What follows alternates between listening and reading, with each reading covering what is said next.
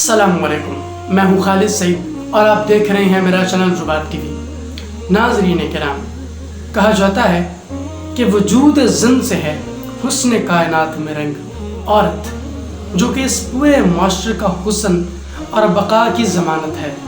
और क्या कोई मुआशरा ऐसा है जिसने औरत को कभी पूरी तरह से आज़ाद किया हो? फेमिनिज़म क्या है? क्या ये औरतों के हक़ की बात है या इसके पीछे कुछ और अगराज़ व मकासिद हैं? और क्या वाकई औरत का हक़ है आज़ादी? जानेंगे इन अहम सवालों के जवाब आज के इस वीडियो में हमारे साथ रहिएगा।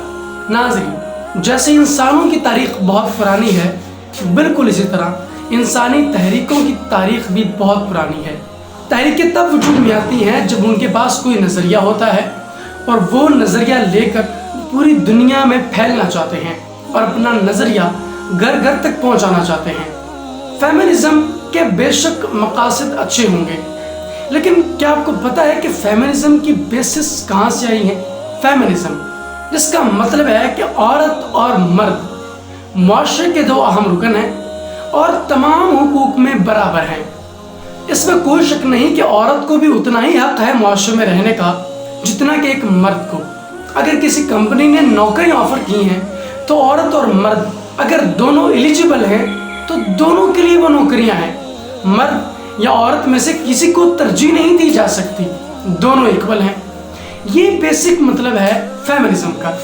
वो माशरती लिहाज से तमाम चीज़ों में अपना बराबर का हक रखती है मर्द के साथ। लेकिन क्या पूरी इंसानी तारीख़ में वाक़अतन औरत को उसका हक मिलता रहा है?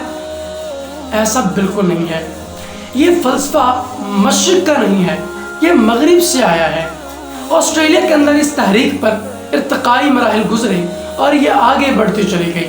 और यूरोप का एक बहुत बड़ा तबका इसी बात पर मुसिर है कि औरत को इंडिपेंडेंसी यानी आज़ादी मिलनी चाहिए। और इसी नज़रिए को हमने अडॉप्ट कर लिया है, गोया कि उधार ले लिया है मशरिकी लोगों ने मगरिब का फ़लसफ़ा, और उसी को आज हम लोग पूरी तरह से अपना चुके हैं। लेकिन हमारे लोगों को इसके बारे में पता ही नहीं है कि फेमिनिज़म का बेसिक मतलब क्या होता है। फेमिनिज़म का मतलब होता है कि औरत और मर्द मुआशरे में अपने हुकूक गेन करने के एतबार से, अपने हुकूक हासिल करने के एतबार से इक्वल है। उनमें किसी किस्म की कोई तफरीक नहीं की जा सकती। लेकिन हमने जब कोई नज़रिया किसी से उधार लिया, हमने इस चीज़ का ख्याल ही नहीं किया कि हम इसको गलत इस्तेमाल कर रहे हैं। हम नकल बड़ी अच्छी उतारते हैं और हमने देसी फेमिनिस्ट पैदा कर लिए। ये वो लोग हैं जो ये तक नहीं जानते कि औरत का असल मसला बेरोज़गारी है। औरत का असल मसला ये है कि उसको सेक्सुअल हैरेसमेंट का सामना करना पड़ता है। पूरी दुनिया में 3 में से 1 औरत को लाजिमन सेक्सुअल हैरेसमेंट का सामना करना पड़ता है अपनी पूरी ज़िंदगी में। और इवन अमेरिका में 7 में से 1 खातून लाजिमन रेप का शिकार हो चुकी होती है। औरत का असल मसला ये है। मगरबी माशरे में ये तहरीक इस वजह से उठी थी कि औरत को इक्वल हुकूक नहीं मिलते थे। औरतों को 17 घंटे काम करना पड़ता था, जबकि मर्दों को सिर्फ 12 घंटे काम करना पड़ता था। औरतों को एज ए मजदूर रखा जाता था, जबकि मर्दों को तरजीही बुनियादों पर सीटें दी जाती थी। ये मसला था मगरिब का, जिस वजह से ये तहरीक पैदा हुई। जबकि हमारे यहाँ तो ये मसला ही नहीं था। औरत का ये मसला था कि उसके मुंह पर तेज़ाब फेंका जाता था। हमारे यहाँ औरतों को भट्टों पर काम करना पड़ता है, तपती धूप में उनको मजदूरों की तरह काम करना पड़ता है। अगर आप गौर करें तो हमारे माशरे में ख़वातीन सड़कों पर झाड़ू लगा रही होती हैं। तब हमारा फेमिनिज़म कहाँ चला जाता है? उस वक्त हम ये ख्याल क्यों नहीं करते कि यहाँ पर हमारा फेमिनिज़म बेदार होना चाहिए, यहाँ पर हमारी थ्योरी अप्लाई होनी चाहिए, जबकि हम उनके हुकूक की बात नहीं करते।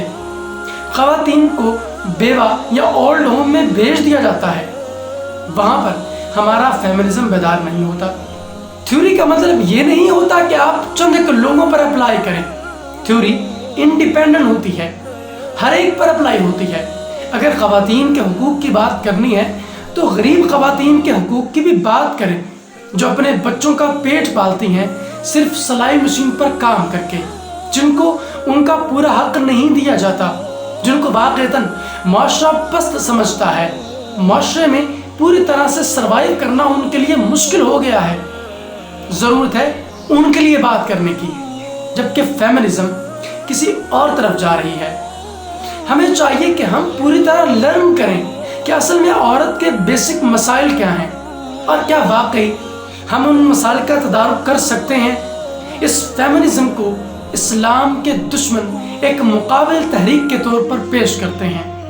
ہم اس کو مذہب کا مسئلہ سمجھ لیتے ہیں۔ ہمیں لگتا ہے کہ مذہب نے کبھی بھی عورت کو حق نہیں دیے۔ میں دیگر مذاہب کے بارے میں تو نہیں جانتا، لیکن اسلام نے کبھی بھی عورت کے حق پائمال نہیں کیے، عورت کے حق کبھی بھی سلب نہیں کیے۔ وہ مذہب کسی کو کیا نقصان پہنچائے گا جو باپ کے مرنے کے بعد عورت کو پورا حق دینے پر مصر ہے اور ڈٹا ہوا ہے اور ہمیشہ عورت کے ساتھ کھڑا رہتا ہے۔ وہ مذہب کسی کو کیا نقصان پہنچائے گا جو ہمیشہ عورت کے حق کی بات کرتا ہے، جو مظلوموں کا مذہب ہے۔ وہ مذہب کیسے کسی کا حق سلب کر سکتا ہے؟ کہ آپ نے دیکھا نہیں کہ ہندوؤں کے اندر ایک خاص طرح کی رسم پائی جاتی ہے جسے ستی کی رسم کہا جاتا ہے۔ ان کے مطابق اگر کسی عورت کا مرد اس کی زندگی میں مر جائے تو عورت کو اس کی چتا کے ساتھ جلنا پڑتا ہے۔ کیا یہ عورت کا حق سلب نہیں کیا جا رہا؟ اس وقت فیمنزم کہاں سوئی تھی جب عرب کے لوگ عورتوں کو زندہ درگور کر دیا کرتے تھے؟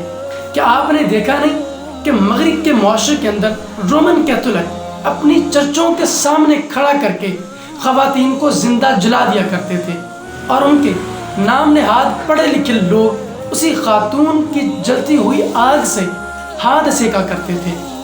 کیا ہم یہ بھول گئے ہیں؟ عورت کی عزت کرنا ہی عورت کو حق دینا ہے۔ اس میں کوئی شک نہیں کہ عورتوں کو ٹریبیوٹ پیش کرنا چاہیے۔ انہوں نے ملک کی سرگرمیوں میں اہم کردار ادا کیے ہیں، ملک کی ترقی میں جاں فشانی سے کام کیا ہے، انہوں نے ہر محاذ پر جنگ لڑی ہے۔ فیمنزم کا میرے خیال میں بیسک مطلب یہ ہے اپنی جنس کو خدا کی عظیم نعمت سمجھتے ہوئے سیلیبریٹ کرنا، اپنی جنس کو کسی دوسرے کی جنس پر فوقیت دینا اور کسی دوسری جنس کو تحقیر کی نگاہ سے دیکھنا فیمنزم نہیں ہو سکتا۔ اور میرے نبی صلی اللہ علیہ وسلم نے کیا خوبصورت بات ارشاد فرمائی۔ آپ نے فرمایا کہ اگر میری ماں مجھے آواز دے تو میں فرض نماز کو توڑ کر اپنی ماں کی آواز پر لبیک کہوں گا۔ اس سے بڑھ کر عورت کی عزت اور رسپیکٹ کیا ہو سکتی ہے؟ ناظرین کرام، مجھے امید ہے آپ کو یہ کنسپٹ سمجھ آیا ہوگا۔ مجھے کمنٹ سیکشن میں ضرور بتائیے گا کہ آپ کو ویڈیو کیسا لگا۔